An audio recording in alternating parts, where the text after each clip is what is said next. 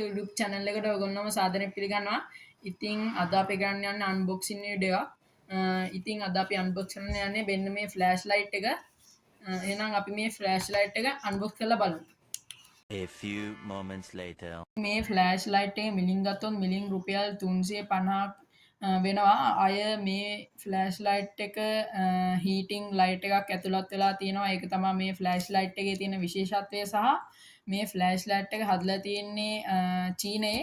අය ඔයා කැම්පින් කරද්දී හැම මේ ෆ්ලෑෂ් ලයිට් එක ගොඩක් අත්‍යවශ්‍ය වෙනවා.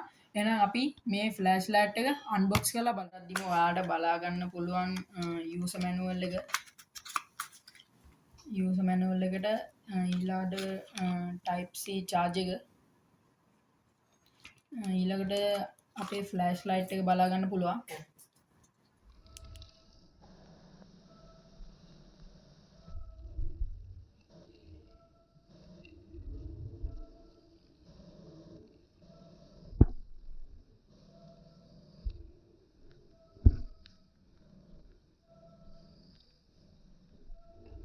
මේ ෆ්ලෑෂ් ලයිට් එක හොඳ ලයිට් පවර් එකක් තිබ්බා.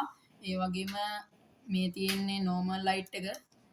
මේක ඊළඟේ ලයිට් පවර් එක ටිකක් අඩු කරලා මේ තියෙන emergency SOS light එක. දැන් බලා ගන්න පුළුවන් මේ ෆ්ලෑෂ් ලයිට් එකේ තියෙන විශේෂම දේ ලයිට් හීටර් එක. මේ බටන් එක ඔබාගෙන ඉද්දී ඔයාලට බලා ගන්න පුළුවන් රත් වෙනවා මේ කොයිල් එක. ඔයාලට පේනවා ඇති මේ ලයිට් හීටර් එකෙන් මේ කොලේ පිච්චෙනවා. මම මෙතනින් මේ අන්බොක්සින් වීඩියෝ අවසන් කරනවා.